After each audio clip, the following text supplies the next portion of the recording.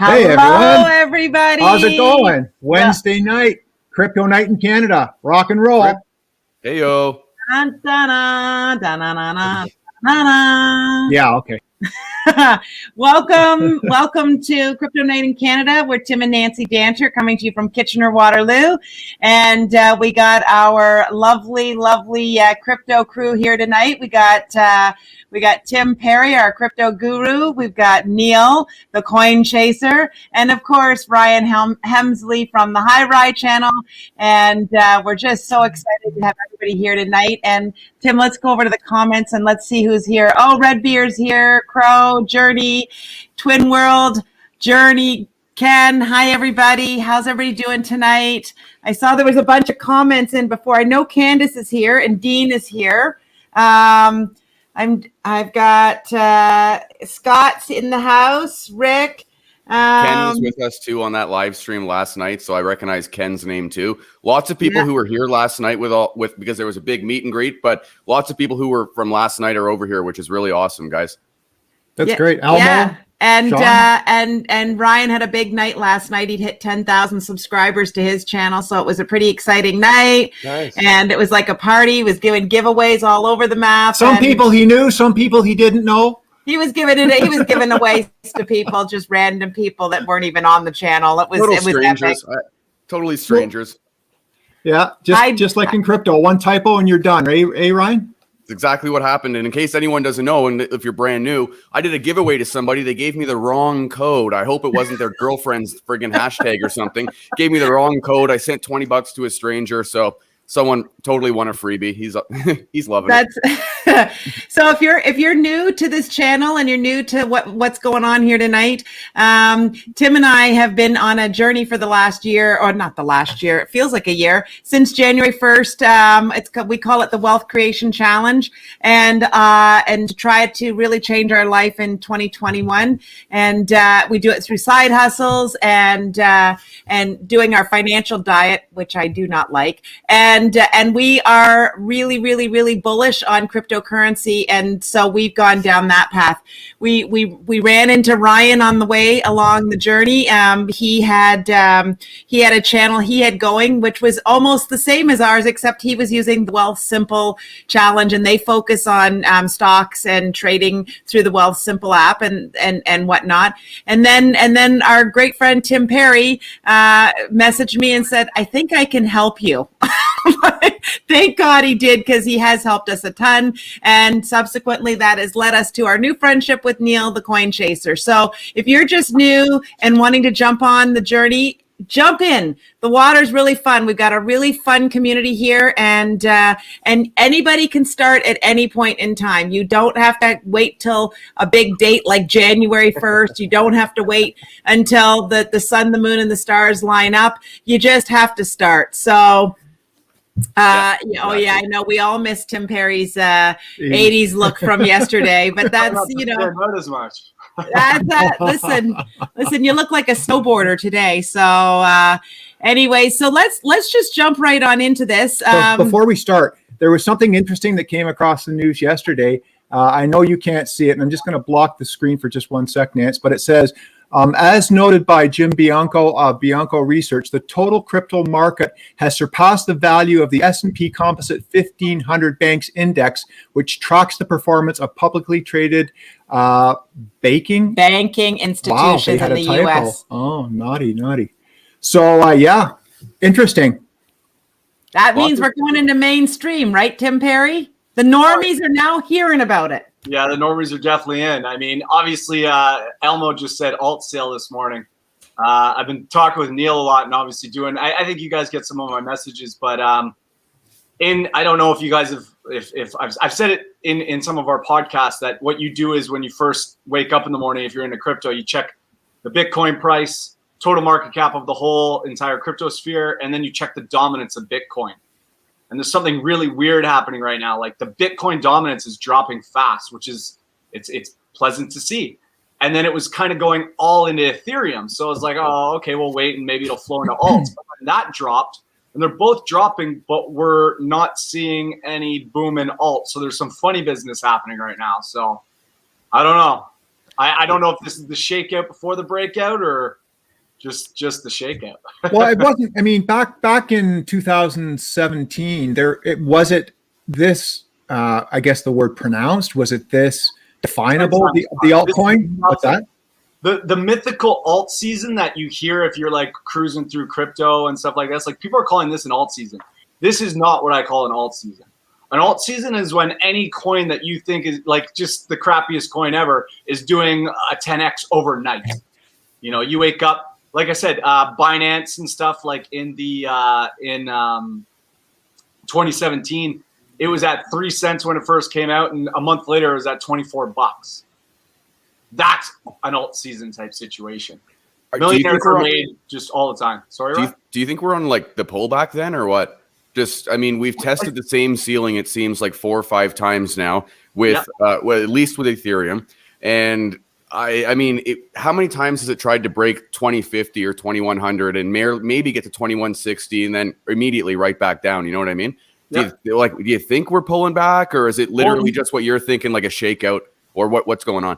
We speak of psychology, and obviously I've been telling Neil and our other buddies, like, it just seems too easy right now. Like all the normies getting in thanks to NFTs and stuff, like everyone's just like, oh, this is easy money. It's not. So something needs to happen to shake people out, right? Mm-hmm. And hopefully this is it. And I want it to sustain for at least a couple of weeks, because we are in a bull market, I believe.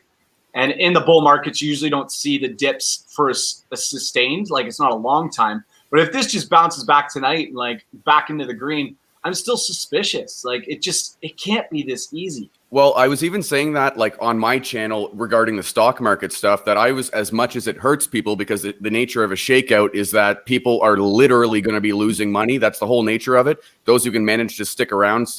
But I mean, I think you're totally bang on. I was thinking the exact same thing today. And what do I know? I'm a newbie, but I mean, I'm just kind of applying what I know on the stock side of things to this.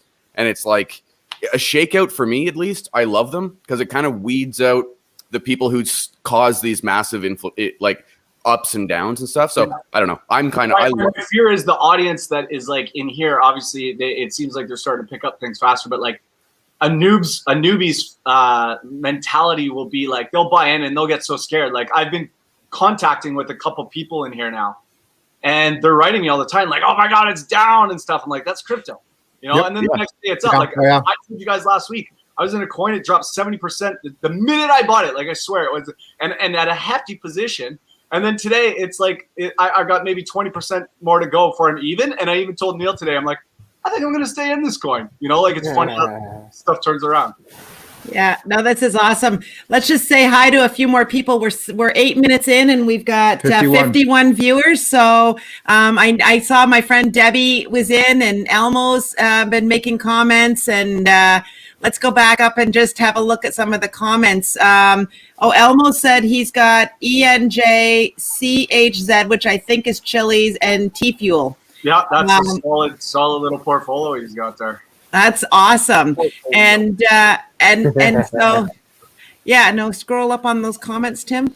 Sorry, we're still getting used to this. Ryan makes this look super easy. Elmo's got another banger right there, which is he's talking to Journey there. I'm swing trading, but it's no good. I get wrecked more often. Yeah, guys, like to be a successful swing trader / day trader, you got to be in the game for a long time. Like I've been in the game for a long time, stocks, crypto, and I still try not to mess around with playing too many swing trades or anything like that. Well, I might do short term, you know, but that's it. So me and Journey actually speak on the phone quite often. And I was talking to him today about the swing trade. So I told everyone on my Patreon, I was doing a swing trade because I saw that like that top with Ethereum hit like 5 different times, right?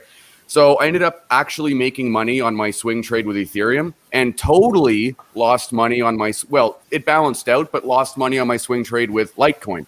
And it's like both of the charts kind of gave the same signal, but it happened in literally two different outcomes entirely. Like you can't predict it. There's no crystal ball. Like swing trades will go as they go. The problem is too, like I've always said, like when I've been giving Neil and buddies, like I'm like, oh, this chart's looking good. But then I won't have pulled the trigger on my one buddy the other day. He pulled the trigger on it before I even said I was like scaling in. He's like, well, what happened? Why did you go out? I'm like, Bitcoin ruined the party. Bitcoin ruins like so many good setups and so many good charts. You know, so once Bitcoin drops and ruins the chart, I don't touch it. Yeah. That's good to know, actually. I never even thought about that. Yeah, Bitcoin ruins all the good setups. Hey, Neil, what's on your radar? Well, just the one thing we were talking about. I just saw a comment about TVK, and it's down hard. It is. I'm not moving any of those coins. The chart has been accumulating. It has excellent fundamentals. I know NFTs are down right now, but I was saying earlier, I've taken a gamble and I've gone hard on NFTs. And my play as a new person is they're hot. I feel like they're going to pop first. I'm going to take my investment out and let those coins run. And I'm trying to basically get as many free coins as I can. And I want to keep putting in. As I grow, I'm going to try and get into more, kind of stronger alts. I have some Chainlink. I want a whole bunch more. It's just more expensive than when I bought it. And I'm tapped. I went in for a dip and grabbed some more Earn. They got a big announcement on Monday, and I think they've got some big things coming. They haven't even launched a product yet, so I feel like I'm learning because I've been dip buying, but now I am done. Like until something goes well, Neil, I'm out. Tell them about Kusama. That's a really good one. So it looks very healthy. Kusama KSM. It's been bouncing around for a couple weeks, probably about 10 days. I'll look it up right now and see what it is. And it's at 423. I bought some around 435 and some around 439. And my plan is to trade out at the peaks when it sets a new all-time high. And then I'm going to just sit with that money. And when it drops, I'm going to get more. And what I'm going to try and do is just get more coins for the same money. Because a lot of my stuff's lately has been on Uniswap. And I've been doing a lot less on Binance. So now I'm focusing basically when I'm hoping TVK pops, I'm going to pull all my investment and it's going to go into Kusama or it's going to sit until they drop. I think if you look at the chart and some of the reading, Polkadot puts a lot of money into Kusama.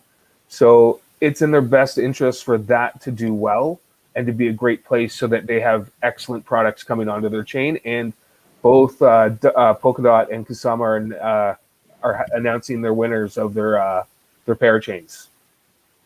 That's awesome. So Chris Lazarevich, Tim, can you talk about the XRP lawsuit?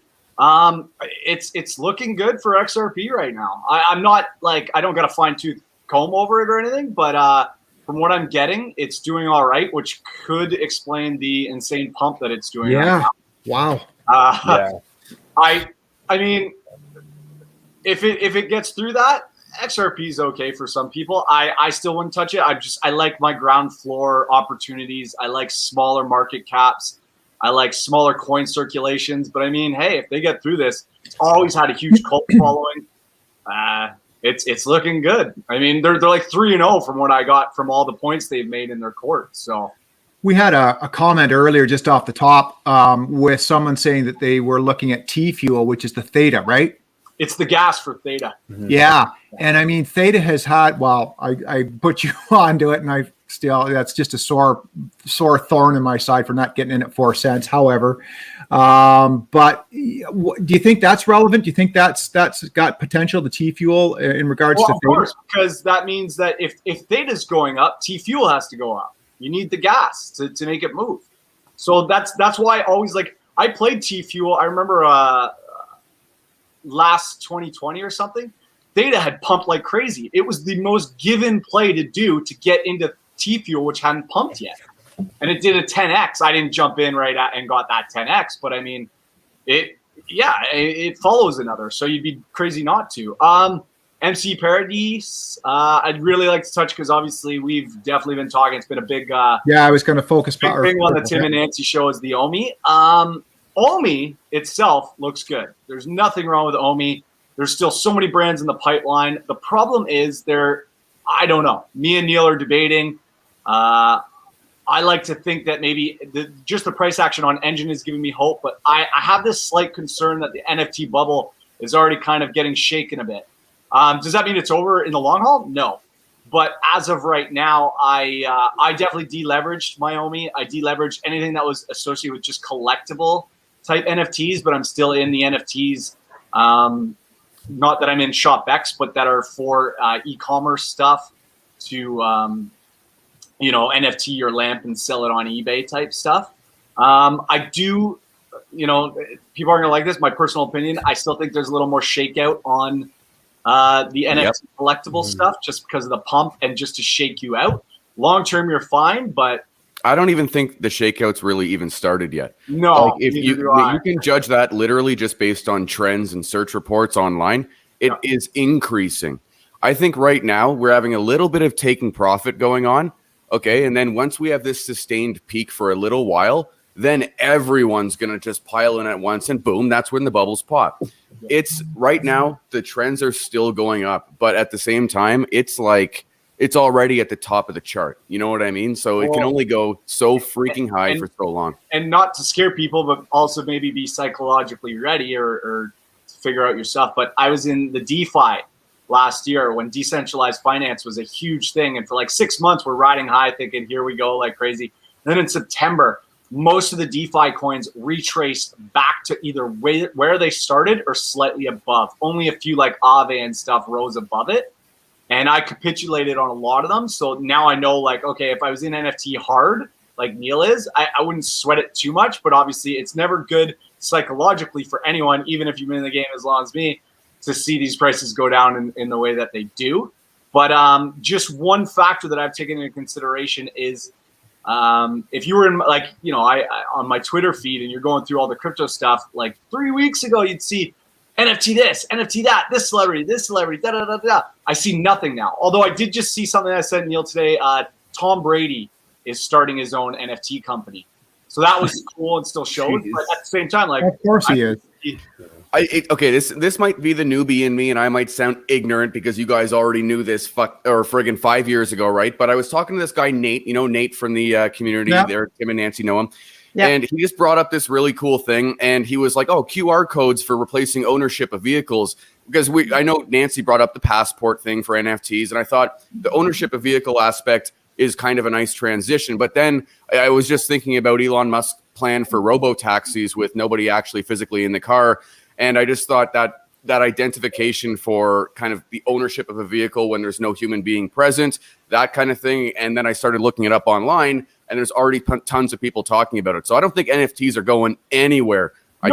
I'm super, super, though, concerned. Like, for instance, I was looking today in my video today. I made a video today about NFTs because the trends over the last few weeks have been crazy. And then just like what you said, it's totally dropped off. But then I thought, I want to buy into the DeLorean NFT. If I could get the first like 1,000 or whatever it is. I know it's coming out tomorrow at 8 a.m. or 8 a.m. Pacific. If anyone here in the crowd is interested, but I was like, there's a chance I could actually buy it. It's not to own it or to walk around with it. It's to flip it on eBay for 10x. You know what I mean? And I'm just like, even that motivation alone shows me it doesn't even have value to me as a buyer at the moment. So I mean, as much as it would be cool to make 10 times my money, I don't think it would be cool to own it just yet, but that's just me. It's different strokes for different folks. And certain NFTs, like the e-commerce NFT coins, aren't getting hit as much, right? It's more the collectible, like the one trick pony kind of things. And I don't mean that in a negative way. It's just like OMI is definitely a niche little sector, right? Eric Gagne, Polygon a good coin? Yeah, it is. In fact, I'm starting to get more and more into that ecosystem. I was just telling all these guys that Matic, so Polygon is Matic, they had rebranded, but zero gas on their platform.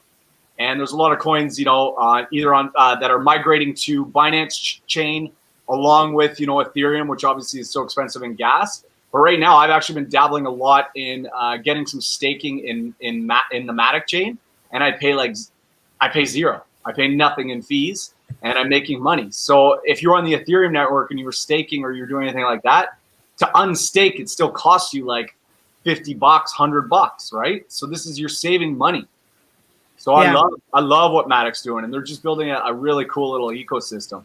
Well, and I think the gas price, I mean, a lot of people listen to all of us at some point in time and listen to what we have to say, and they want to get into getting coins, but they're dollar cost averaging in with, increments like $50, so on and so forth. And if they're not doing it right, they're losing most of that $50, if not in the negative, to even do a trade. So the one person asked me, I don't know, whether it was email or on the comments or whatever. And they say, well, what do I do? And I said, look, the best advice I have, just like if you exit a coin, is to park it on USDT or a stable coin and just let it accumulate there. And you're still dollar cost averaging in. Like if you're on BlockFi, for example, you're making some passive income on that. When you have enough, then you go into the coin. You're not going, and if you miss it, you miss it. But at least at the least, you've made some passive income. So don't take your hard-earned $50 and lose half or 3/4 of it on gas just to get that much of a coin, right? Yeah, well, you can find amazing, like I'm just helping a guy get in who absolutely wants nothing to do with the market, but he just wants the interest rates with stable coins.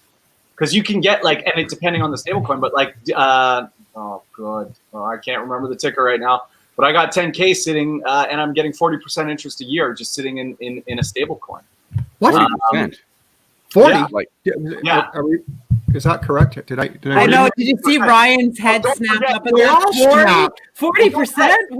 What? I bet you in Z-Swap, and Z-Swap is 64%, and it's already done a 1x. So what would you rather? I'd rather be in Z-Swap than even my stable coin right now. But you also got in pretty low at Z-Swap. So now you're probably going to do probably a 5x, I'm guessing. And you're going to be getting interest on 60% interest a year on your Z-Swap. And you also, this is what's called a launchpad coin. You get lottery tickets to get in IDOs. So this is essentially like an IPO. You get in early before it comes out in the market. And they usually do, some of these coins these days are doing 100x out the gates. Then you just 100x your money. Hold on. Let me just ask this question, because this is me just thinking because I know we spoke about it last time, but how then, just to help me justify whatever might happen or whoever goes into this kind of stuff, but how can you justify the unsustainable interest rates? What is there? Well, we've already established that they're going to come down, right? This is but I mean from 60%. Well, it's not unsustainable. You need to learn how staking works.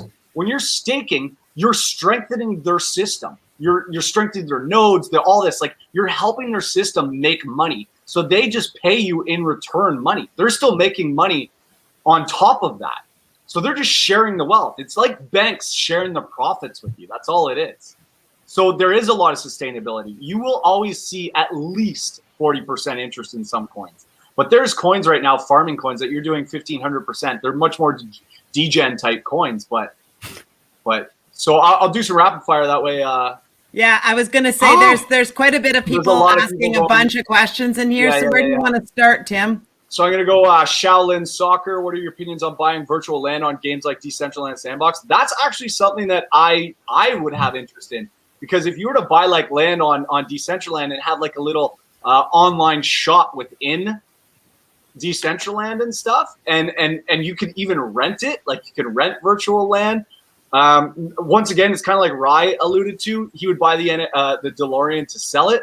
I would be doing this from a passive income type thing. But I mean, how many people are going crazy on Minecraft? And I'm not a gamer. Minecraft, Fortnite, all this stuff.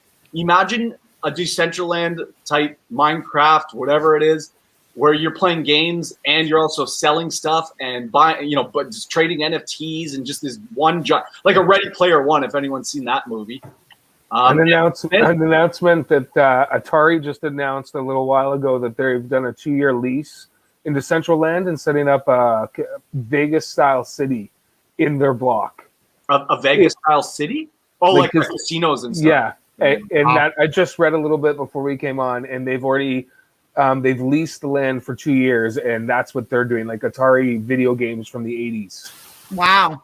So it's exactly what you're saying about a shop and interactions and that. You can bring people in and sell your wares or just hang out. It's very interesting. I haven't done much on Decentraland, and I haven't looked for coin very much. Neil, you're big on farming, aren't you? Because when we spoke earlier in the week, you were into farming, and you were kind of excited about that because it was farming and I forget what else you were doing, because some of this stuff is I haven't farmed anything yet. I'm still looking into it. I just went back to my traditional job on Monday, so that was, there's stuff going on, but I'm trying to not jump in too far. I'm already invested, so I want to kind of watch that and learn. And maybe later on, but I am definitely going to go try and grab the DeLorean. Yeah. And I've already kind of talked to people at work that I want to take my break at that time. And I'm doing the same thing. Like, I kind of think it'd be awesome to have a DeLorean, so that if I was going to buy something, it's something I would actually be willing to hold on to.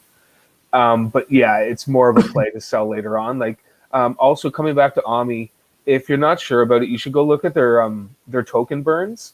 Every time they have a release, they have a major burn because of the currency, and now they're going to start having 2 releases a week. And they have said that they've already got 5 years of things in the pipeline, and every single time they have a release, they're now increasing the numbers, which means more gems, which you buy with Fiat or with Ami coins, are going to be burned every single time. So I'm not doing anything. I know my coins are done. I'm really hoping for a pump, and I want to go buy a whole bunch more Ami. But Neil, the one con that I have so far is that Ami, all these collectibles aren't actually NFTs yet. They're on the VV app. Therefore, if the VV app crashes or anything, you don't own it because it's not an NFT yet. Yes. Do you know if there's plans to become an NFT behind the collectibles? I can't say for sure. It seems like there will be, but their whole idea is that you're going to be able to trade and swap in their marketplace. So when they you trade and swap on their marketplace, you're also going to be burning coins. So they're going to be trying to have their own ecosystem, and I think because of their licenses, I don't know if they're gonna pull them out, because I think they really want to hold on to them. But I haven't gone that far into it. Okay, I was just curious because that's the one big drawback. Like, 100%. The only thing that's really blockchain about it is the OMI token, but there's nothing blockchain about the collectibles yet. They're not NFTs. I could not see it making sense business-wise for VV to give up complete ownership of the NFT. Oh, there you go. See, I'm not thinking like that. So, well, I mean, just because, what reason do I have to go back to VV? At the end of the day, you know what I mean? I can go anywhere I want that sets up a cool new social environment, and then VV's irrelevant if someone else beats them with a marketing campaign. You know what I mean? Maybe they'll branch out once they've gotten big enough to allow something like that. I think for the worst, they've also put limits on how many you can buy. So they never had that before. So I believe you can only get 1 ultra rare now. You can't buy 3 or 5. I've gone into some people post their collections, and you can go in, and the one guy had like over 100 things, and they were all doubles and triples and quadruples, and so they've put limits on it, like 5 for common, 3, and so they are trying to work with it. But they weren't anticipating this kind of traffic on their app, which I think is insanely positive, because I actually showed a coworker at work today. I pulled out my unicorn NFT and put it next to my other coworker and took a picture. And she's like, "What is that?" And like, she actually did the same thing my daughter did. The phone's here. And she's like, and so I really do think it's only a matter of time. And it was funny. I talked to him. No one had any idea what I was talking about. And I pulled out this app, and they're like, "Who? What?" And it's a niche area, and there's definitely an industry for it. It's just for me, I love after our talk last week with Ryan, seeing the normie, I'm one of those people. I want the normies to all salivate when I explain it. And when I explain OMI to some people, they're like, "eh." But when I explain disrupting the banks, disrupting stuff, and you can farm 11 coins with 1 coin and stuff, they're like, "Oh my God, that's just money." That's when I'm just like, this is where I'm going to stick to it. But whereas Neil gets it. So there's people like that are going to gravitate towards Neil. As long as there's people that get it and want in, there's going to be a market. So there's just no worries about it. But just my opinions have kind of scaled back on. I'm going to stay in my lane on what I like. And I'm breaking my own rule because I love Ami. So there's nothing wrong with that, though. If it goes to nothing, I don't know what I'm going to do. I'll probably just keep it. You better keep that picture of the unicorn, man. One day or the other, it's going to come in handy. It's not financial advice. Rye Guy just said VV is going to be huge. Collectors are going to love this. I think, quite honestly, and I think that's kind of what he's saying. I don't know if if VV were to maintain technical ownership of everything, I really think one day when they figure out the bumps and the hurdles, my opinion is that they're going to be huge. But I'm not trying to knock it. For sure. But I want something more. I want something that's going after trillion-dollar markets like banking disruption, that's just where I'm at. You know, like I'm just more bigger kind of things. If people are the niche things, that's fine. They're still going to make money. You just make sure that you choose the right one. And in my opinion, Omi will be a forefront in this NFT collectible hype for sure with all the branding they got. Okay, so we should probably, because we're really losing track here. Yeah. And there's a question up on the screen. Any thoughts on Hbar? Yeah, so I've got them all lined up. So Journey, Journey even said Hbar because he was the one who said it last time. Yeah, Hbar, header hash graph, we've already touched on it multiple times. Solid coin, you know, bringing blockchain distributed ledgers to various companies and corporations, fast transaction speeds, yada, yada, yada. Really good because we touched on that before. So let's move on here. By the way, if you haven't actually seen these past live streams, there's even more reason to go check it out. And the rest of their channel too. So guys, if you haven't already done it, hit like and subscribe because I know there's more people here that haven't liked it. So hit like and subscribe. But for instance, Hbar, half the stuff that we're not bringing up, it's because we're so deep into it on previous episodes and live streams. Feel free to go check out a ton right after this live stream, guys. And just so we know, like audience, because I am starting to talk to a lot of the audience, and I know some of the audience who's talking to me thinks that like I'm getting mad at them. And I've already assured them that I'm not mad at them, but like they have to do their own due diligence. I can't hold hands. And I'm also, I can't keep repeating myself because like I'm doing this out of the goodness of my heart and I'm trying to help.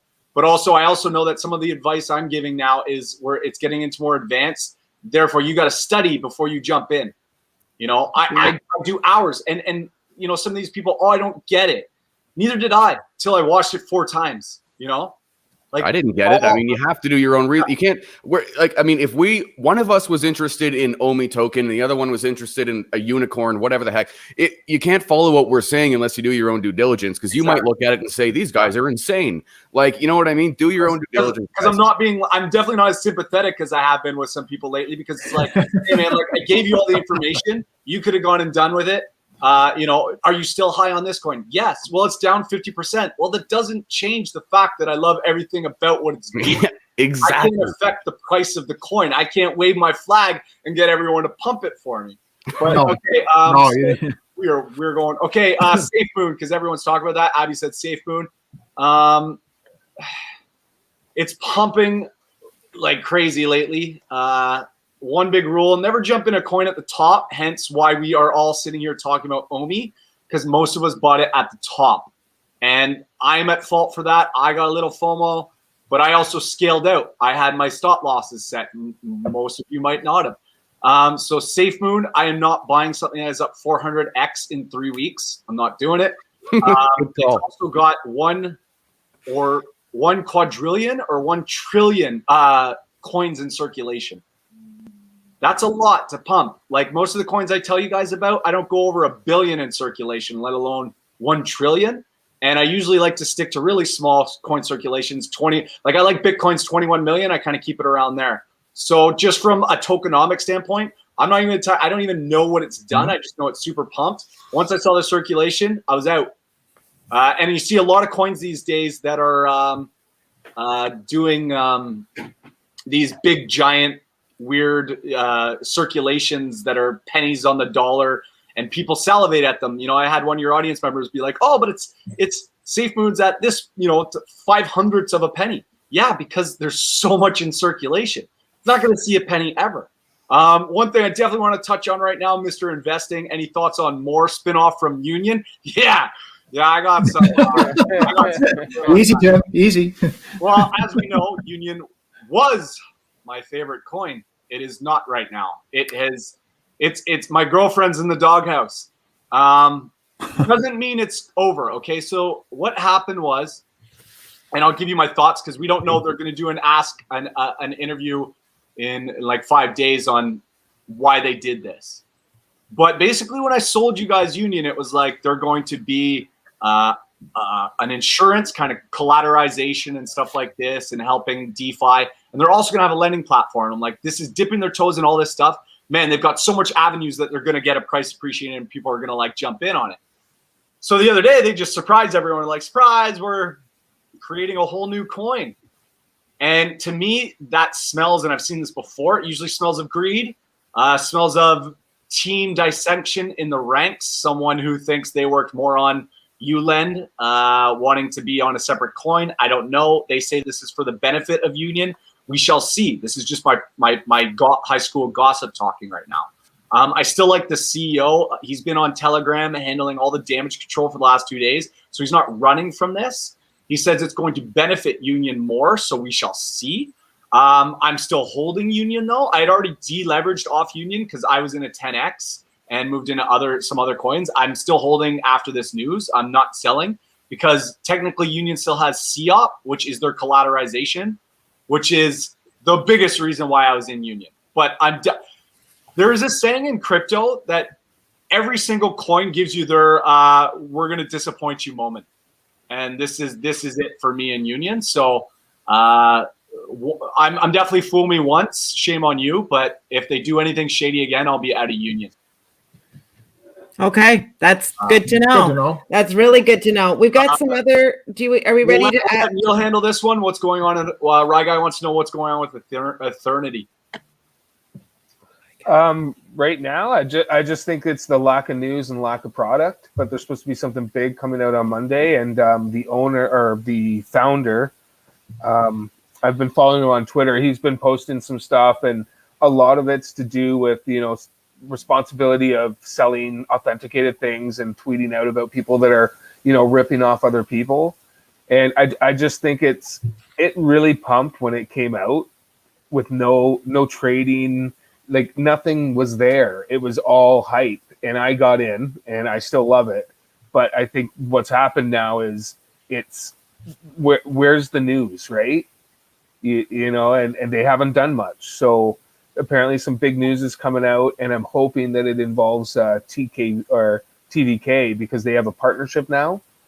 And, the two of them, my ultimate goal is they announce something amazing and everything goes insane. And, I come in here next Wednesday and just start dancing for everyone. We'd like to see that. We've had this question. Quan's asking about Pi coins. I don't know anything about it, Neil. No, I haven't. I've been looking. I've heard it. I've heard of it, but just remember, guys. There's and I felt bad because last week, he's in here. I've seen his name before, but he asked me about Dent, and I was like, oh, Dentacoin, crap, because it was associated with dentistry. Turns out it's not the same ticker. So just understand that, I'm winging it. So I got the ticker wrong. DNC is Dentacoin for the dentistry one. Dent is a totally different one. Looked good. I didn't get any more research, but I wrote Tim after. And I was like, man, this is why you got to do your own research because there's 8,000 and something coins out there. I obviously won't know them all. Neil might not know them all. No one. But I also if I hear about it and I'm like, oh, I know about it or played it. Sometimes it's been a while. Anchor's changed a lot since I regarding validators and stuff. So. No, that's awesome. Well, we're 38 minutes in and we got 59 viewers watching. This is awesome. Thank you so much. If you're liking what you're seeing, we'd love you to like and subscribe and hit the bell so that as we go, I'm terrible at this. They all say this. I'm not good at this. But if you hit the bell, then you'll know when we've got some new videos and new materials coming on. So thank you, everybody. And welcome. I've seen still people jumping on. So welcome. Join in on the conversation. We're loving this. I'm wondering, Tim. Tim's put up another comment. So we'll answer this question, and then I want to get into what we were talking about last week. Okay, yeah. Well, I'll just crush these last. Harmony One's a decent coin. Yeah, they're that person's pretty bang on. I don't know a ton about it. The problem is obviously I'm in already so many coins that when I review another coin, I'll scale it. I can't remember what it was about Harmony, but I was like, it was similar to something else. I was like, oh, decent coin, but I'm already in something in that sector. Vaporware. That was. My apologies for slamming your Dent coin. That's cool. Someone was also asking about how they could cash out into Fiat. If we could talk about that earlier on. That was a good question earlier. Same way you got in. You do it through Bitbuy. You do it. You just go the opposite way. Send it back to Bitbuy, sell it back into Canadian cash. Well, let me say this too. There's about 100 ways to do this, but I can honestly say to explain all of them on a live stream would kill them. And at the same time would deprive these amazing people of amazing content because it really depends on what platform you use. because you could use Bitbuy, Binance, whatever. I mean, if you ask me how to do it on what I'm using, I could. I mean, it all depends, right? So there's so many things. But sorry, Tim, didn't want to cut you off, but there's so much that they can get into that, and I think, but also like, so someone asked, I don't know who it was, somewhere, a comment maybe when I was reading your stuff about crypto.com, Crow or whatever. Absolutely horrible experiences that anyone has used. That I've told people, go to Bitbuy, and I'm getting, so far I've had 3 people, someone we've worked with, Nancy, and 2 people from your show, I think, and they're stuck. The one guy finally got his money 30 days after it went in. Oh, that's disgraceful. So do you really want to, if you guys make profits, do you want to go back through crypto.com, or do you want to go through Bitbuy, which I have personally taken out tens of thousands of dollars with? You know, like Rye said, sure, there are tons of avenues, guys, but do your due diligence on what ones you're using. Because if you go to crypto.com's Twitter page, it's nothing but people complaining, where the hell's my money? And you know what's funny? I just want to say this too, because for the stock investors who come from my channel or on here, you're on investing.com, who's the #1 advertiser. It's that crypto.com with the cheesiest ads known to man. And then the great white vapor, we know he knows his stuff. He just commented, for instance, in his sake, he goes from Shakepay to Binance, and then from Binance back to Shakepay. Because again, you can do so whatever it is that you guys use. I mean, whatever your on-ramp is, I know Nancy uses those kind of terms. Whatever your on-ramp is, there are so many avenues for you guys. But like I said, Tim knows it already. He's been dealing with questions. CoinChaser's probably going to start dealing with them. You guys already have. But you guys have to do research with respect to what makes sense for your scenario, liquidity, risk, everything else. But there's 100 options for you guys out there. And all the links for the Shakepay thing, all of that, Nancy and Tim have been nice enough to put them in the description below. All of the trusted resources that you can rely on, all in the description below. So if you're not already curious, just go check it out. I mean, it's right there. They're trusted. Yeah.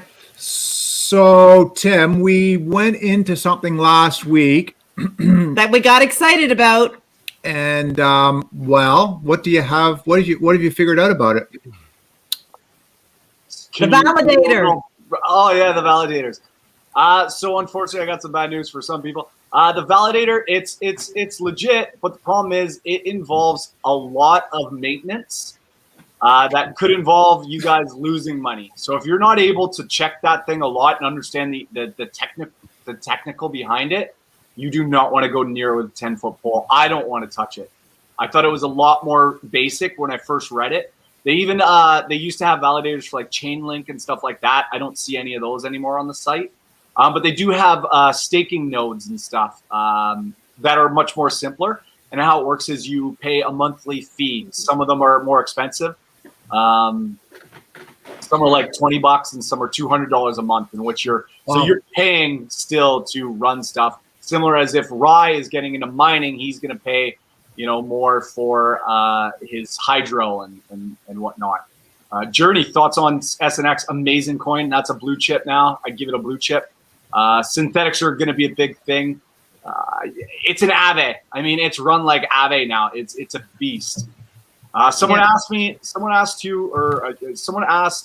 what are your top 3 coins?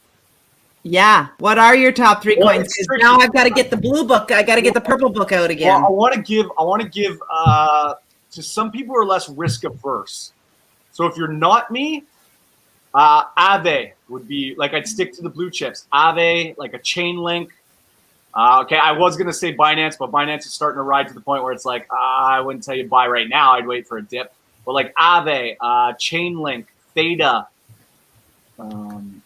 those are coins that would be you're guaranteed profits. You just might not be guaranteed big, like the monstrous life-changing gains. Who knows though? Because I don't know where the market's at. Personally, my 3 favorite coins. Union has been dethroned, but it's still second place, waiting to redeem itself.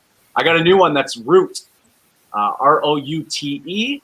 It's got only 2 million in circulation, 20 million total circulation, low market cap. It's in a heavy saturated market, which I'm not super pumped about, which is trying to nail the cross-chain swapping. So picture a Uniswap, but for like 4 or 5 different chains, all on one site. That will be massive. Whoever front leads that into the marketplace will be big. So I'm not betting on Root pulling that off, but Root is by far right now one of the best farming coins I've seen. So not in it, not farming yet. I was just staking. But as of today, they have a new Galaxy version 2 website where you go and I'd have to teach you guys. It's not hard, but you have to create an LP with your Root. Essentially, you're using a stable coin plus your Root. Mm-hmm. You stake them together. You get then paid for every buy and sell. You're adding liquidity to the market. So you get every buy and sell, you're getting commission. Money in, but you're also earning 11 other coins, including Union. Ohm is one of them, which is a decent coin. Matic/Polygon. Some really solid coins. So these are coins that, you're getting 11 coins that you can never all branch out to right now all on your own. Who knows? If this bull market continues, that could be a very lucrative way of pulling it off. DOT we've talked about a lot. VeChain. My third coin. My third coin, an e-commerce coin. I like ShopX a lot. I'm not even in it. Neil is. But that would be up there. But I'm in one called XCUR, XCUR. I definitely think an e-commerce coin should be in one of your top 3. Because that's going to be a real This one I'm starting to hear about a bit is StormX. I'm seeing that sort of on the YouTube University the last couple of days. Any thoughts, any knowledge on that? Yeah, it's a solid coin. I like its token. Sorry, not full tokenomics, but I like it. Not a heavy coin circulation or anything. If I remember, it's basically like trying to. Well, it's a gasless transaction type coin, but once again, everybody's kind of doing that now. But it's kind of doing. What's the best analogy? Like an Apple store or a store for like dApps, so decentralized apps and stuff for blockchain. Interesting. We've got a couple of more coins up here. We have EWT. It's an energy coin. Have you heard about this? I haven't, but energy coins, I mean, Neil knows about this. Like we talked about solar coins, like Power is one that I know of, where you're able to cut out the middleman. And if I had excessive solar power, I could swap it to Neil and we wouldn't be selling it back to the government and them gauging prices. So if that is what energy coin is, which I don't know, but if it has to do with that kind of stuff, I'm big on all that kind of sector. Just make sure, obviously, that good team behind it, good tokenomics. That's awesome. Okay, so let's go back just quickly because I know I got Ryan all fired up about it the other night when I called him. Tell us a little bit more about the difference between farming and staking. Right. So farming, so staking is just simplest form, guys. It's earning interest. If you got your Canadian dollars in a savings account, you're earning 1% interest. If you own, as we, Neil, all of us are in this venture together, Z-Swap right now, ZEE, we are earning 64% APY on the year. And as the coin appreciates, obviously, then now you're making even more on that. So yeah, it's just interest. Whereas farming is it's generally with farming, you're adding liquidity to a coin. So you have to pair it up. You can either buy LP tokens on like Uniswap, I think, or Balancers where I get my LP tokens. So don't quote me on the Uniswap one. But now you can just do direct with this Root. And this is confusing for guys, but this is where you do your own due diligence. Just YouTube it. It's really easy. Where you would put Root with the same amount of Tether, it's USDC for this, and you would get an LP. You would then stake that LP, and that's when you would start getting 11 other coins. So you're basically farming it for other coins. Yeah, I think it's It's absolutely fascinating. And Crow has just asked a question.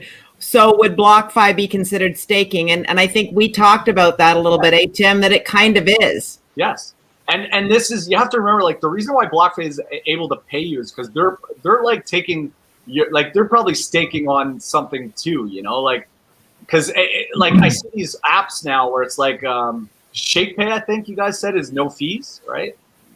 Oh, I think it has fees. Oh, okay. Yeah.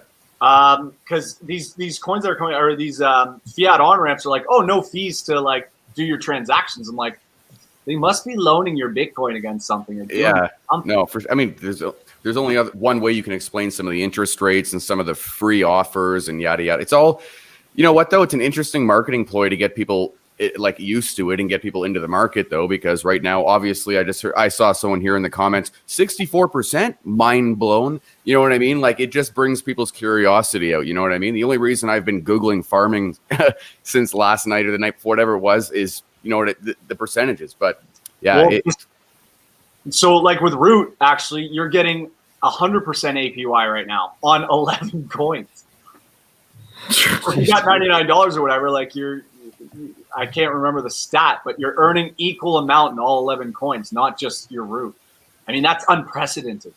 So you just look at how many people are going to flock in just to buy Root for that. And Root, okay, so just so the audience knows, because I sometimes don't sleep well at night when I give you guys calls like Omi. I'm not sleeping well about Omi. I gave you guys pretty much a top call. Now, technically, I had bought it a little before that. I bought it at 0.7 of a penny and sold it at a penny. But like, I feel bad about that one. And from now on, guys, like there are good coins out there that are pumping that I will still give you my advice on. But when I'm giving you my personal calls, I'm going to give you like ground floor opportunity, more risk, but way more reward, because those at least, I got one of your buddies in and he's like, oh, it's up like 50%. I had to warn him and it did scale back. But like these are coins that usually have more up movement than they do down. And again, I think we have to all look at this like we need to remind ourselves that we're investors, and I can't be a day trader. So I have to kind of believe in the project. I'm still quite bullish on Omi. I'm sort of like Neil on this one. I don't understand it completely. I don't understand why people would do it, except that I know that the world of collectors is just so huge that I'm not shying away from it. I think that this still has, but if I was a trader, I could see why people would get frustrated with that coin. I mean, Neil's bang on about collectors, and he's an art history major, right? He gets it. Like there are people who are just fanatics, right? You see these people who just own every single Coca-Cola memorabilia or something. So the niche is there. Yeah. Oh, he's right. Can I touch on Twin Worlds here? Yeah. Twin World game reviews. From my understanding, staking is locking in coins. No, that is different features. Different coins have different features for staking. This is the tokenomics behind each coin, right? So ShopX has a feature where if you want to lock in your coins for a year, you will get guaranteed 250% APY at the end of that. Okay? But they also have, if you just want to stake and go, it's going to be about 8%. So it's all about what you want to do. So you could, like our Z swap right now, we're getting 64%. We could take it out tomorrow if we feel like it. Also, he said unstaking can take weeks at a time. It's not true. The minute you unstake, you pay the gas, you're out. As long as they don't have, obviously, a lock on it. If it's a lock, you're waiting until the time period that they've said that. No, that's true. And Omi will do fine, my guy. Omi will do fine, but it's still like I mentioned yield, okay? And yield is down. Like when I first called it, it was at $90. And I think what I need to realize, and this is where I've told Tim this and Nancy, I'm going to start saying the price that it's at and the price that you don't at least touch it from my recommendation. Because not that I would have said 130 or 140 that some of the people bought yield at, but it's at like $40 right now. It's a very unheard of coin. It's got an insanely low coin circulation. It's only 300,000 coins as opposed to these billions that we're talking about. So anybody sells, it can drop. Like if a big person just sells a lot that day, it could drop you 10% just on one person selling stuff. Wait though until the FOMO comes on it. That means it pumps a lot more too. They've hired a media, marketing company, stuff like that. So just it'll go. And I'm not worried about that one as much because I understand that more. I did a lot more studying. With Omi, I jumped a FOMO gun. I jumped on the line, and I don't know.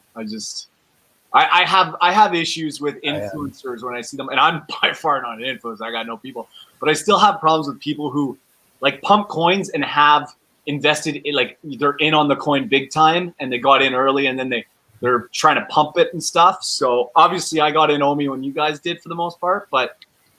I think what's dangerous too, Tim, just now that you're talking about this, that there's also FOMO is dangerous. right? Yeah. But And the I other still- the other part of the danger that I'm just sort of realizing as you're talking here is the fact that if they stake or if they do something that requires attention and knowledge of when the heck to cash in, they could be pooched as well. So if you don't know what you're doing, as much as all of this sounds great and ooh, the numbers are big, sometimes you're just better keeping it simple, right? Yeah, but I mean, there is so many simple staking coins out there. Okay. I mean, the Z is one of them. 64%. We could stop tomorrow. So, you know, just do your research and you'll know what the staking, what the tokenomics are. Yeah. No, I agree. So, Ryan, you look overwhelmed today. Is this like way out of your comfort zone? Oh, you're on mute. He's got the dog. Sorry, guys. You must have Eddie. You got a the new dog pup. was having a moment for a second. He's okay. He's passing out. No, this isn't. It's not. Because I'm not necessarily putting my energy into certain things with respect to the collectibles. Like I'm out. So now on my end of things, I'm going to be able to focus on, you know, it's just like long term, I would believe in OMI. It's just for right now, I know so little about the market that the only thing that makes sense is to play the only thing I know, which is the TA or technical analysis and chart aspects of it. So that's kind of the only thing I have to go on right now because I don't really understand the applications of 99% of these things, right? But it's when I find one, though, mark my words. It took me how long to get into MetaMask? When I find one that I believe in with all my heart, I'm going to call you the next day with like 15 wallets and I'm all over the place, okay? So it'll be, I mean, just like the podcast. It's a little bit over my head, and I know some of the comments people are saying it's boom. But again, even more reason to go check out more of their videos on the Tim and Nancy Danter channel. But it's very interesting how this space is different for everyone. Everyone's heard where Tim's at now. Everyone's heard where Neil's at. We haven't heard Neil's top 3 coins or tokens, so maybe we can hear that after. But then, you know, where I'm at, we know where Tim and Nancy are. We're all totally different perspectives. It's a brave, like, I mean, it is a new world. It's a new market, guys. I mean, it's not like the stock market where everything is 1 + 2 = 3. You know what I mean? It's not that way here. I'm starting to realize it's very, you know, to speak artistically, it's very, very abstract with how it's represented and how people interact with it. It's just a very unique thing, but not necessarily over my head, but more or less intriguing me, as it should you guys, some of the viewers too, because look it up, guys. All of what we're talking about, write it. I got notes on the whole conversation. Write it down, guys, because you're going to want to look it up and like try to learn what Tim's saying, or there we go. Tim is saying, or Coin Chaser Neil here, or the Danters. It's all up to you guys, but we're having a fun time rocking and rolling with this like journey here for sure. Twin World, just because I want to call this out quick. You're gonna have to read up on Z. If you're actually looking for staking, we didn't even get in Z for the staking. We got in Z for this, what's called a launchpad coin. So there's coins that you can get into that give you the chance to get in like an IPO essentially before it hits the market. And they have lotteries. And if you own so many, you get tickets to win this lottery. And if you win the lottery, then you get the opportunity. You still got to race to try to buy the IDO, and you got to race to win the IDO. It's not, your odds are against you, but we're just trying it. It's an experiment. If you're looking into actual staking and stuff like that, look into Roots, because not only will you be earning 100% APY on your Root, you'll also be getting 11 other coins right now. And it's also doing many other things like cross-chain swapping and stuff like that. So if one falls down, you still got other stuff to fall back on this coin. It's ground floor. So just if you're looking for staking, I'd say stay away from Z. Yeah.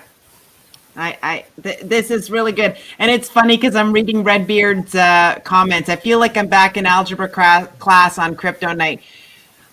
To be perfectly honest, I get this is overwhelming for me too. I am keenly interested and I love the conversation because the only way both Tim and I watch a lot of YouTube. We're trying to read up on this. And sometimes the only way for me is to actually have collaborative conversation so I understand a little bit more. It's one thing to kind of watch something that talks about staking, but to be able to actually ask somebody questions about, well, how do you do the staking and how does the farming work and how does this go and all that sort of stuff. That's what's so valuable about this. And Yeah, it's better to try to learn something new so that all of this doesn't creep up on us.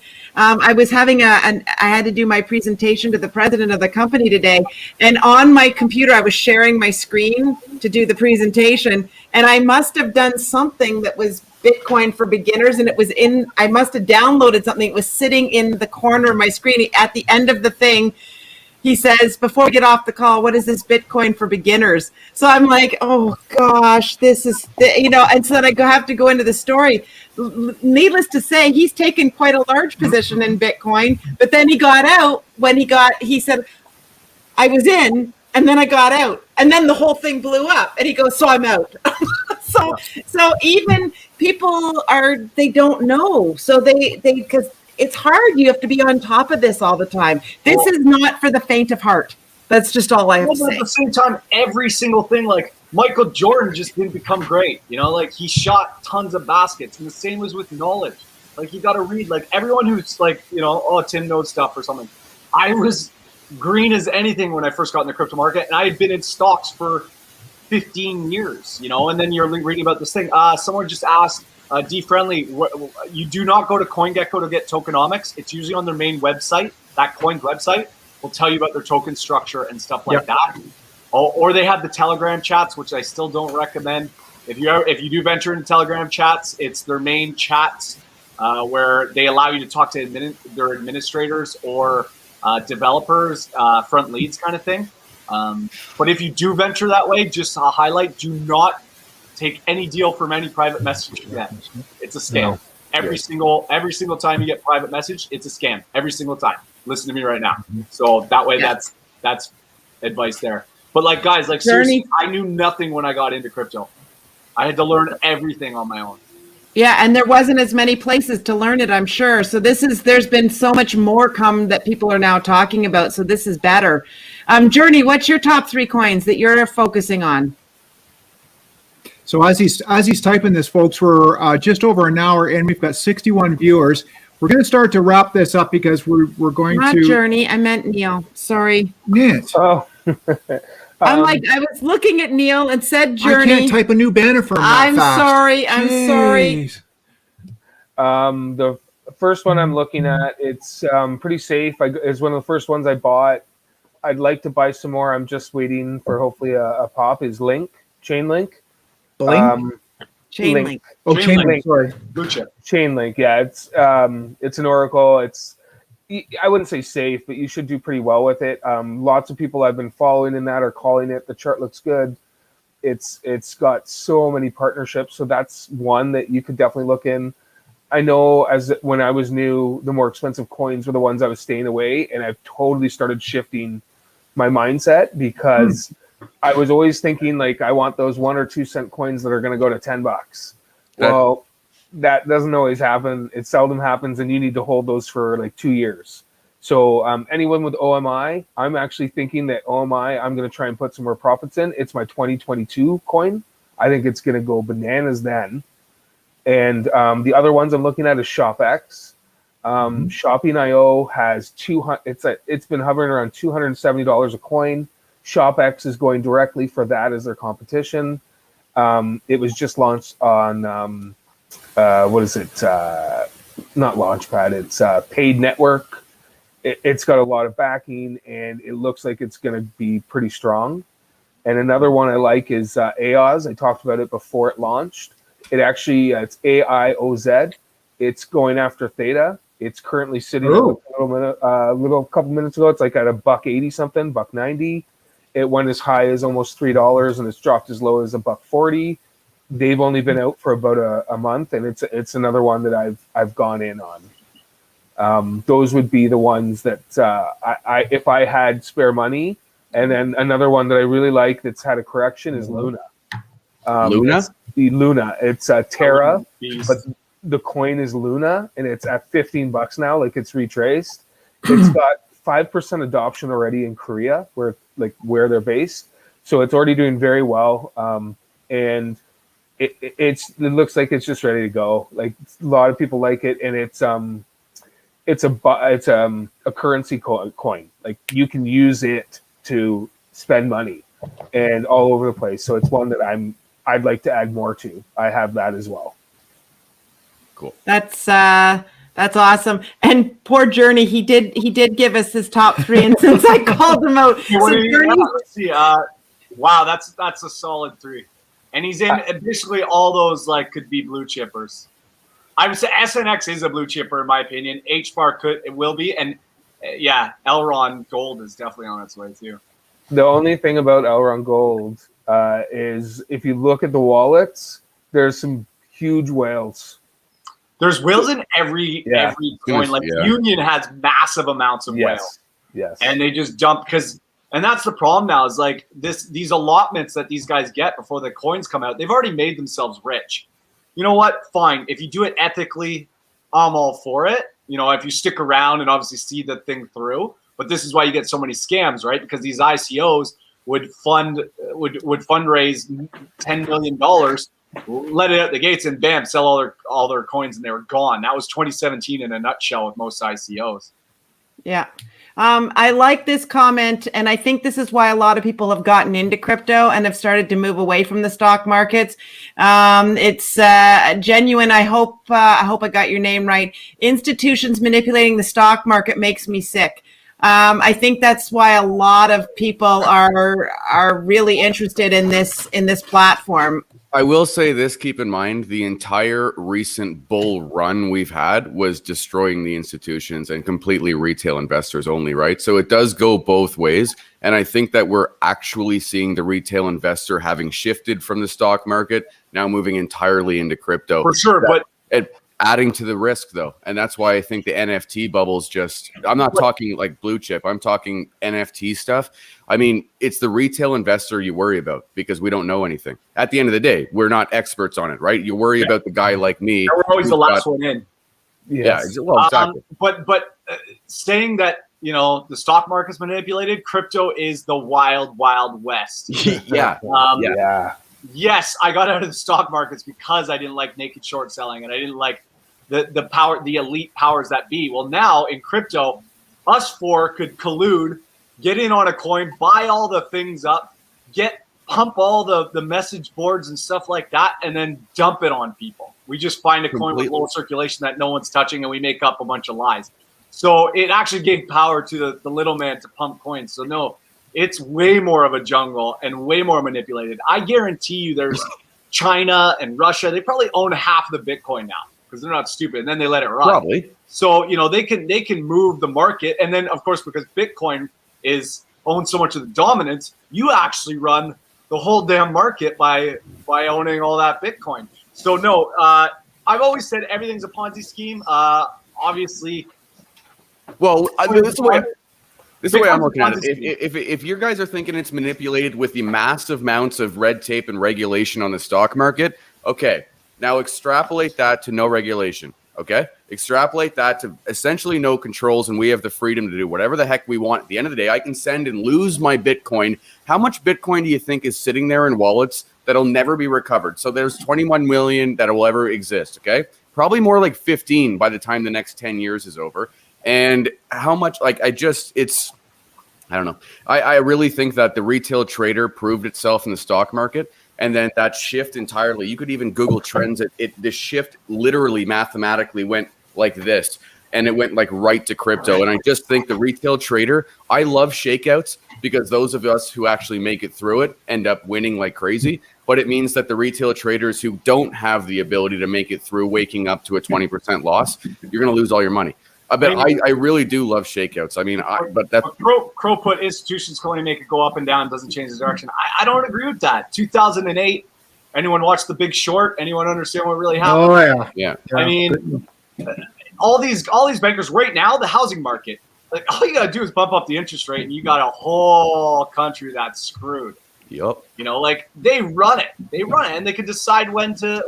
Now, I'm a conspiracy theorist at heart, but who knows? I mean, where's our money coming from? It's printed from private entities. You know, the Federal Reserve, the Bank of Canada, they are private entities. We do not print our own money. So whoever is running those things they can snap their fingers and end us in a second. Yeah. Crow just followed up his conversation. If you look at it day to day, then yes, it looks manipulated, but in the 6 months, it doesn't change the direction. I'll give them that. Like, you couldn't stop Bitcoin, right? They tried to stop Bitcoin with like media stuff. Now, I don't think they're actually stopping. I think they were trying to slam it so they could buy cheap, because that's what the institutions like to do when they miss something, right? They see an opportunity, they want to get in. That's what they did with the dot-com era. When the dot-com era first came, it did exactly what Bitcoin did in 2017. Then it dropped. Like Amazon dropped 95, 98%. Yeah. And then we found out later, if you study history, that all those corporations and rich people and the people who were the lawmakers and the politicians that said this is going nowhere, they were buying it up on the cheap. You know, I did something not too long ago where he read articles of JP Morgan and all these guys who were just slamming Bitcoin 2 years ago. And then now the articles are out. JP Morgan says they're going to own like this much of their portfolio on Bitcoin. You know, it was all a strategic play. Very. But that's it. No, Crow's right on that one. You can't stop. You can't stop an idea whose time it's come, right? And because of the decentralization is why we're still here right now. If this was someone who was like, if the cryptography of the Bitcoin code was not as genius as Satoshi Nakamoto made it out to be, we would not be sitting here right now. It would have been kiboshed by governments. Yeah, no, it's great. Quan made a comment, and I thought it's worth talking about. It says, I saw China created its own cryptocurrency and is trying to ban Bitcoin. Miners want to move to Canada. I didn't catch that part. I thought they were going to. I know like China's like bullish on blockchain, but they're obviously not like. They've been really bad. Like I know they kicked out Binance. Like you'd be arrested on the spot if you're got any exchanges. That's incredible. It's hard to believe that country would do that to you. Well, you know, I mean, outside of China. Look at the States. Tim, I have a quick question for you. The States is not crypto friendly.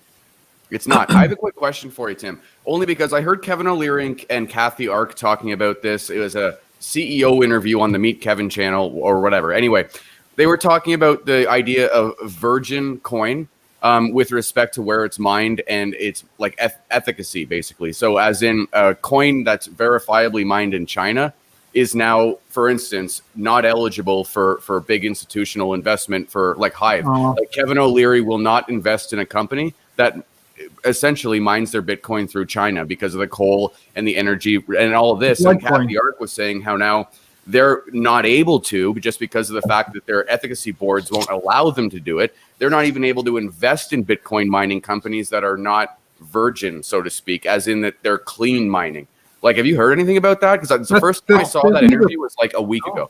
Doesn't he refer to that as a blood coin? That's exactly what he referred to it as in the interview. Yeah.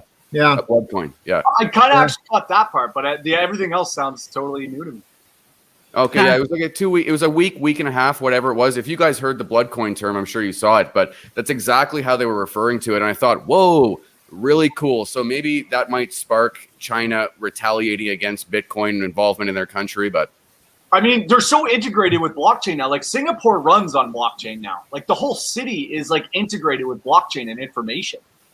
So, I mean, I don't know how integrated China is, but I know with like AI, all stuff like that, it would benefit them to use blockchain behind those kind of technologies. So I don't know. You can't believe, once again, I don't believe governments either. I think they're up to something and implementing blockchain. But well, I meant more to do with like the government's requiring, say, mining companies like Hive and Wright or whatever it is in the States there. I forget the name, but mining companies just mine ethically. But yeah, anyway, random interview. Just wanted to ask that one on you. But, I heard about it. Yeah. Because I didn't know. Well, and Sean Kidd said, if anyone's listening from China, there's cheap energy in Manitoba. China's already buying up half of Canada. People just don't realize it. They're also buying up Africa. That's true. Time to wake up, everybody. China owns half of Niagara Falls now. It's so true. So Rye Guy asked, how much Bitcoin do you think Satoshi is sitting on? The story, and I don't know didn't we do a podcast on this, but maybe we haven't uploaded it. But the amazing story about Satoshi, the mythology, the legend behind Satoshi Nakamoto. No, we haven't done one. So there's a thing called the Genesis wallet, which was the first wallet that stored Bitcoin and then sent to, I can't remember his name right now. But anyways, from Satoshi Nakamoto, has never been touched. All the Bitcoin is still there to this day. No one's touched it. Billions. Last time I heard, they are closing in on Elon Musk and Bezos, but no one knows who they or he or she is. Is Satoshi dead, or is Satoshi one of the biggest rebel cypherpunks you've ever known to man? Because you got billions of dollars and you haven't even touched it. And I don't know if any OGs in here, but there was a big drama in like 2018, maybe 2019, with a guy named Craig Wright. He was in on the Bitcoin Cash coin, calling it the real Bitcoin, and da-da-da-da-da. And everyone made fun of him so much and just teased, like, because he was just an arrogant, pompous a-hole. And he literally went to court saying he was Satoshi Nakamoto. And the most simplest thing was, if you are Satoshi Nakamoto, sign the Genesis wallet, take some Bitcoin out, and prove you're Satoshi. He never could, and he never did. So wouldn't it then, just the fact that it's never been touched, okay, just assuming a human being is a human being, like, wouldn't it then insist that it's there for the fact that it's to act as a reserve, and that it's more for a group of people, or like, I mean, but so far it's been 2009 till 2021, nothing yet. I know, but at the waiting same time, for bigger plans don't take 2 years. Bigger plans absolutely. Take 30 and right years, now, you know this what I mean? pandemic makes me think there's bigger plans. Maybe Satoshi's up to something. No, I don't mean it in like that conspiracy way. I do. Like, I wonder if the group has like, if it's a reserve though for the group. I have no idea. I didn't mean it in that kind of way. But I don't know, because you can go back and you can read the history of the comments that Satoshi was talking to, because there's so many people trying to pin who it was, because you can see the language that Satoshi used was very like, hey, mate, back at my flat, you know, and the timing of the thing says that they were probably English. But who knows? Maybe they're throwing people off the lead. The mystery, honestly, it's a great mystery. It's a great conspiracy, honestly. If you're into like all this stuff, Google the origins of Bitcoin and all this, but also because, you know, Satoshi was extremely humble. Always gave credit to the people who came up with the idea for digital currency back in the 80s and stuff like that. Like, never gave credit to themselves, whoever it was. Whoever it is, I personally think, just my own opinion, is that wallet's just there as a statement. What would happen what would happen, Tim, if that came back on the market? It would destroy, there'd be panic. There was even a panic sell when someone was able to hack fake / some message that looked like it came from the Genesis wallet or something. I don't know all the ins and outs of the tech behind it, but someone was able to make it look like Satoshi had done something. In the end, obviously it wasn't, but it literally caused a scare amongst the markets that Satoshi's going to move the money. Yeah, somebody just said it could be to cause the Bitcoin to crash. In the end, that was the Great White Viper. And there was another comment that thought it was a conspiracy by the CIA. I was going to say that. And that they're going to do it. They're going to do it just to it's going to be like another crash, get everybody in and then take all the money back, right? Elon Musk buried the missing BTC on Oak Island. That's Candace's opinion. The Holy Grail. Yeah, so Crow said the CIA created the internet, so it's possible they created Bitcoin as well. They definitely have their hands. I mean, yeah, but even if you create these things, right? Like, I do believe that the CIA, obviously the CIA is actually, it's known that the CIA had their hand in the formation of the internet. But you've got the dark web now. You've got, like, you'll have rogue satellites. Like, once the tech is out there, it always gets in the hands sometimes of the bad people. Obviously, every new innovation always has a good thing behind it and a bad thing behind it. So you can't stop the fact that, let's say the CIA hypothetically created Bitcoin. I don't know if they would have, just because right now, obviously, it offsets. You know, let's face it, governments don't want their power taken away from them. I'm sorry I took us down this rabbit hole. It's really interesting, because I don't think, like the Great White Viper said, it could be the crash after the last coin is mined, but I believe the last coin to be mined is in like 2,100 and yeah, but it gets like, that's what a halving is, right? A halving is that it makes it harder to mine Bitcoin. So if it continuously just the idea of having, though, wouldn't it mean that you, like, because you're obviously not having at one point, so they're just going to end it, or it's not a continuous having? Once the last Bitcoin is mine, you are down to now scarcity. But sorry, but I don't think I said that right. But I guess the ratio of the timing between halvings is going to make remain consistent, though, even though the supply. No, the people have the time figured out. Like they're like, oh, as of this block, like as of X block, Bitcoin will. But it can't be changed at all. No, it's okay. cryptography. Okay. Yeah, and they were like, oh. Like the last halving, which just happened last year, they're like, oh, it's going to happen on this day. And then it was like, oh, it's going to happen on this day because they couldn't quite pin it because how many blocks, how many transactions. Okay. Yeah. Okay. yeah, and Rye, I did confirm it was 2,140. I was right on that. Crow's given his opinion about what he thinks, and Jason Spooner says, "Hi, I'm Satoshi Nakamoto." I thought Jason Spooner was the GOAT from Ryan Show. He was the GOAT. Okay, oh, okay, there you go. Sorry. There you are. Anyways, I guess we will we'll keep this going for another 5 minutes or so. We've got 63 viewers. This is wonderful. Yep. If you got any other, let's do a quick rapid fire for Tim and Neil, and maybe Ryan might have some answers. Who the heck knows? Just start popping in your questions, and Tim will just try to keep up with it. And if you want to get all this information that's mind-blowing, confusing and stuff, but it's really good information and really good education, you should pop over to Hbar's channel, because he does it on the stocks end, and it's just as we both sit here, whether it's crypto or whether it's stocks, and we go. And that's the funny thing you said there, Tim, and I just want everyone here, now that we do have, again, we're winding it up in the last 5 minutes, all of the kind of tactics that Tim used to use on the market, that you guys used to use, that I'm sure if you've invested, Neil, you've used, they're so relative, but you realize that it's almost as if crypto doesn't know who it is yet. If you're trying to think in like an emotional sense, like it hasn't found itself yet, because every time you find a friggin' technical analysis point that is a signal, it tells you that you're an idiot and it's totally wrong. Like it's so unique. It's so different. But again, I love the dynamic between the two channels here, man. It's amazing. Varina and Twin World, you're staking the LP. Yes, I think there's just normal generic staking for root, which might be 20%. What you do, you have to go to the router. So the full name of the coin is Router.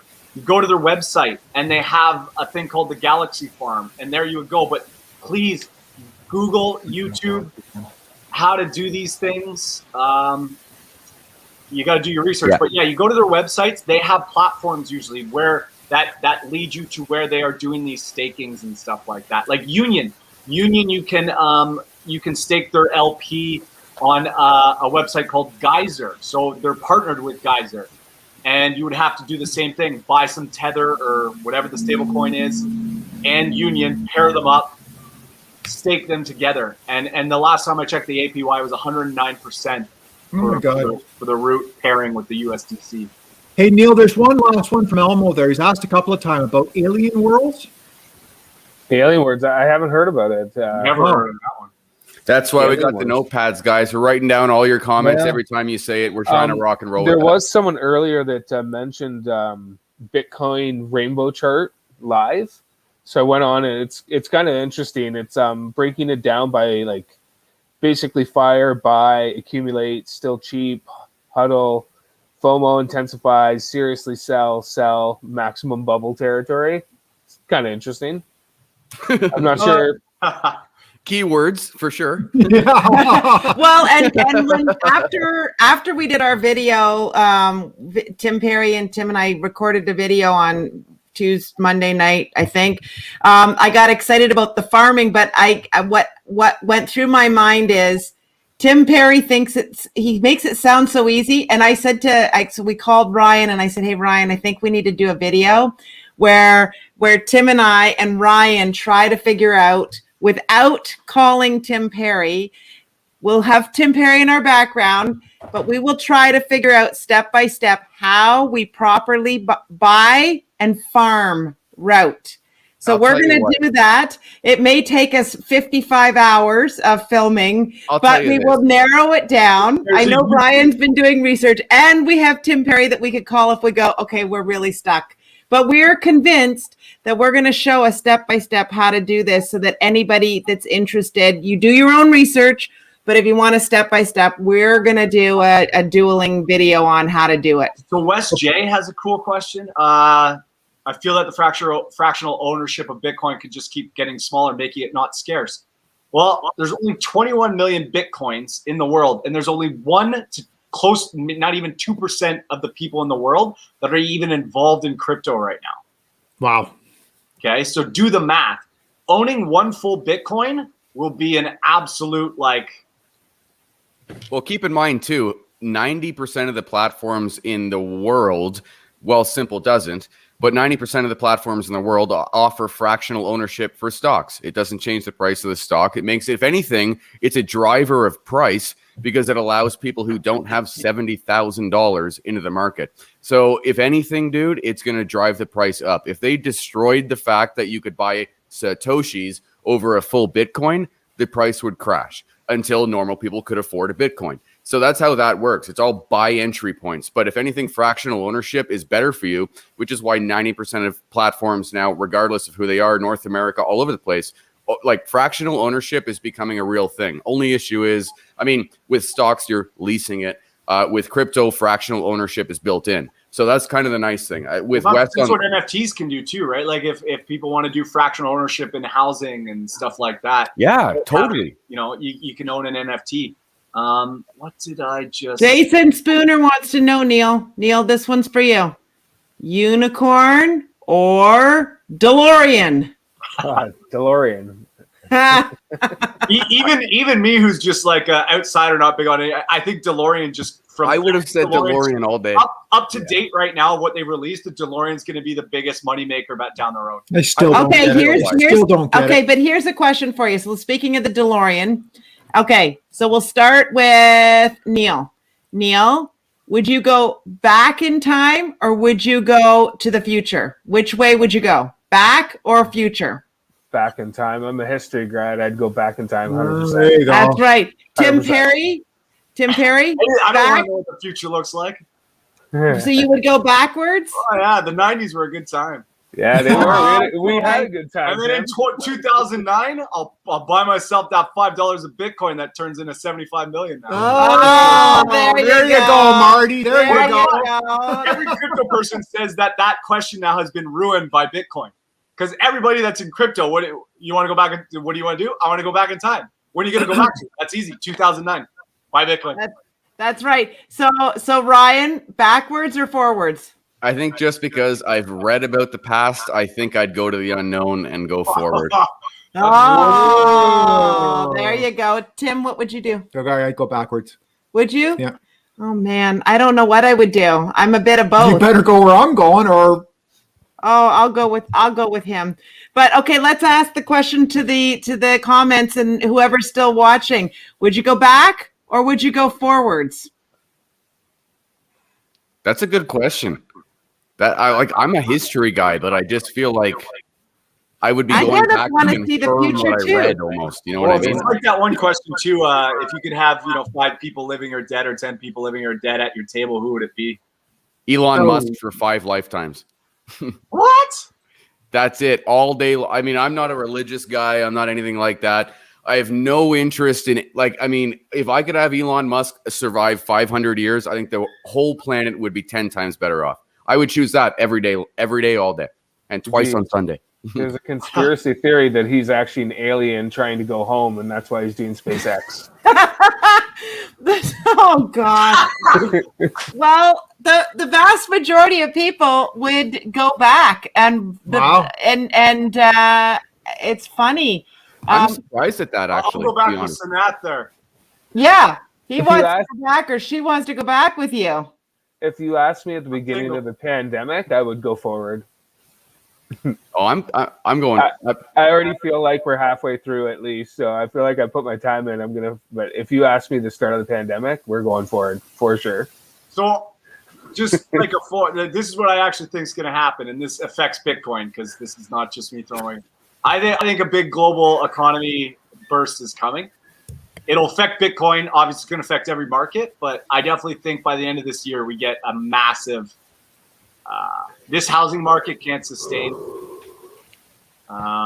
No, it can't. Hold on. Now that we're on kind of, people are doing the same old SHIT all over again. They haven't learned from 2008. it's pump and dump all day long, every freaking day. Like it's so the lines are so blurred now with social media that the SEC doesn't even know how to handle things. Like I was watching a YouTube channel today where there was a pump and dump proposal for a stock on Reddit that had about 325 people and then about 9,000 people who are saying, okay, I'm going to do this. And they're planning on just buying a stock and then setting a sell limit like $80 above the price and squeezing shorts. And I'm like, that's not how the market works. Like it's like the advent of social media with respect to investing. Now that you can get in fractionally, that's what makes this whole proposition dangerous.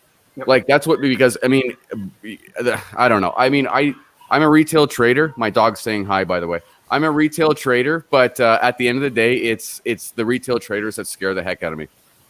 Your mom just made a comment. She said a house in Renfrew just went $1 million over asking. Like Ottawa, the Ottawa market's insane right now because I lived in Ottawa. So my brother, okay, so I have to answer this for my brother, and I'm going to ask Tim Perry to answer it because my brother and I, sometimes he gets me muddled around in my talk when I talk to him. So he wants to know, is Bitcoin the future or is it fool's gold? This question is bouncing around in his head. And trust me, he asks me this regularly. I mean, it's backed by math and it's backed by like cryptography, which is a lot more than the fractional reserve system can say for any of our fiat currency that just gets printed out of thin air. Is it still a Ponzi? I still think yes. So, I mean, it's all fool's gold. But it's the best fool's gold you can buy. I also have a theory, though. Like I said, I think I've alluded to this before. I was not wowed by Bitcoin when I first read about crypto. I was wowed by Ethereum. I still believe in my heart that Ethereum will flip Bitcoin at some point down the line. I so wholeheartedly believe that. Yeah.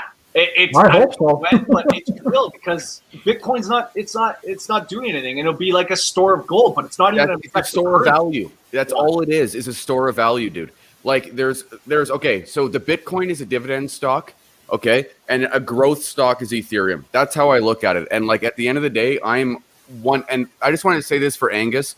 Like, in my opinion, not that I'm an expert, but I'm someone who's more on the amateur side of Bitcoin and stuff. I'm going 50-50 because quite honestly, I think in a few hundred years, gold will still have intrinsic value. Absolutely. It just will. And silver being required in every single electronic device on the planet for efficiency. Okay. It's one of the most efficient conductors on the entire planet. It's only going to grow in demand. Now, not like bailing on your silver and gold investment for crypto, like cashing out entirely, ridiculous, in my opinion. But like, again, it's just my opinion. I'm 50-50 on, like, I got a lot of silver right now and a little bit of gold, but like I'm getting back in, like I'm trying to balance it with crypto, but I don't think you can be safe saying invest in either one. I think both are hedges against inflation. Both are hedges against the market. And it's just it depends how much this crypto thing is adopted in my lifetime, because I don't care how much it's adopted when I die. I'm not going to make money on it. I don't care at the end of the day. It's how quickly can it be adopted in my lifetime so that I can profit from this. And it's so 50. Yeah, I'm a bit more like, I'm kind of this like altruistic, kind of want to save the world kind of guy. So I do look past it. And I don't like what the banking system has done. If you research what the Federal Reserve Act came in 1913 and all the debauchery shenanigans that went through on that, you'll realize that we got screwed, right? Woodrow Wilson knew that we were doomed to a life of credit. He greatly regretted signing that bill. This is the way to free the people, because in my opinion, we haven't lived in a democratic, not to get all deep on us, but we haven't lived in a democratic society since we've lived in a world of credit. Ethereum can't grow without Bitcoin. Why not? Oh, I look at one as night and day. That's how I look at it. I'm a beginner. Why not?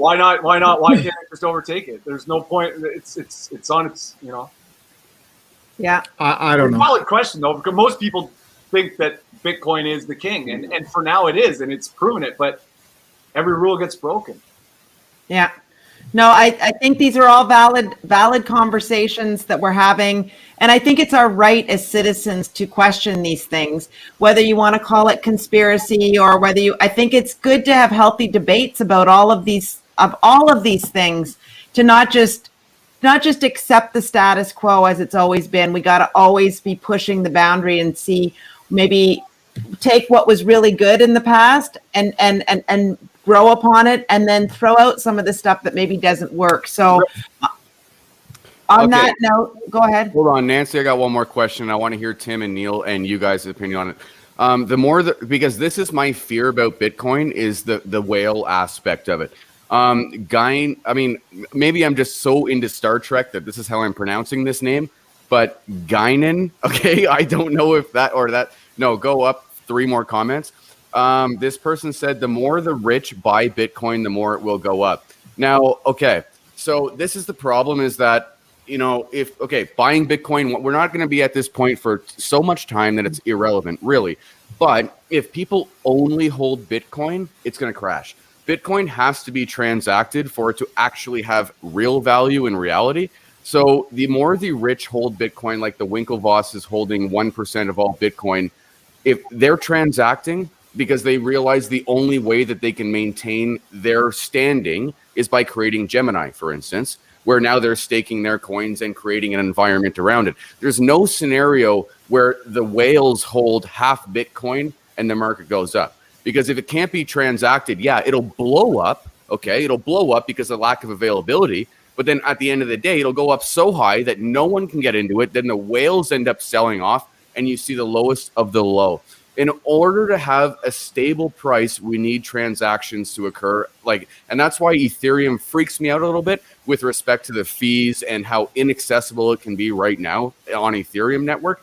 And I'm just talking as a beginner, but I do see Ethereum. I seriously see Ethereum having more relevance than Bitcoin. I see Bitcoin as my silver collection here in the corner of the room. That's what I see that as. And I see Ethereum as my very, very high paying dividend stocks, growth stocks, just growing nonstop. I mean, the whole network works off Ethereum at the moment. Or you know what I mean? So I'm just, I don't know. Maybe I'm I'm a newbie. I'm representing the newbies, right? So Tim or Neil, what do you say to that? Well, I want to touch on everybody's kind of thing about Daniel Arsenault. Ethereum doesn't move unless Bitcoin does.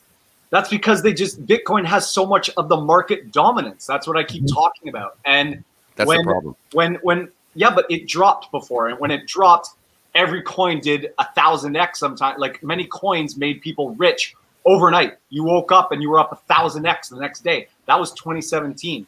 I don't know if we'll see that exact kind of parabolic run. But at some point, and at the time in 2017, all the altcoins were just an idea.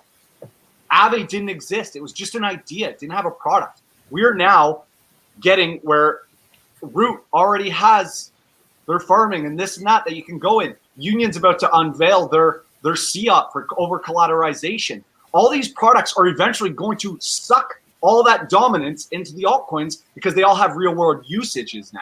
The only reason Bitcoin owns that dominance is because it's the only thing that was valid up until now.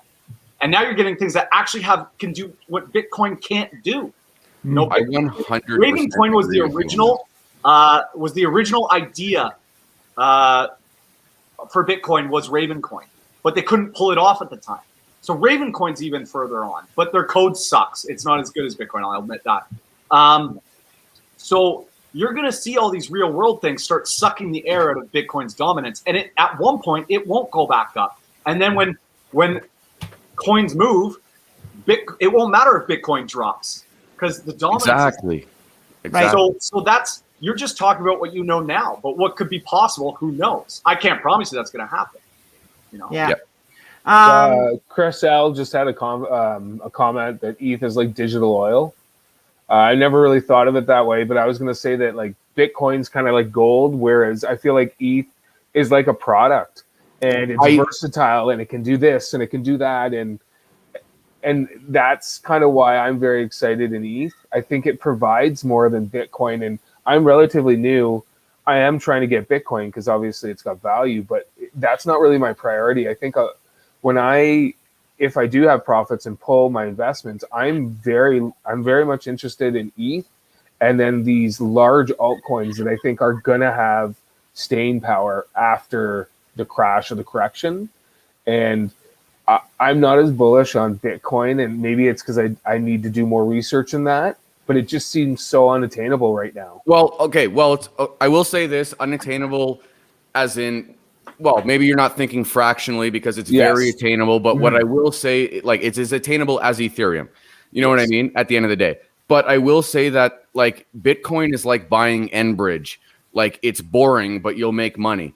But at the end of the day, Ethereum is an up and starter rock star who has got 8,000 friggin' altcoins and everything behind him. Like, this whole thing, I'm so bullish on Ethereum. It's like, for instance, when I swing trade my Ethereum, for all my viewers, for instance, and I let everyone know on Patreon, when I swing trade my Ethereum, all profits go into Bitcoin.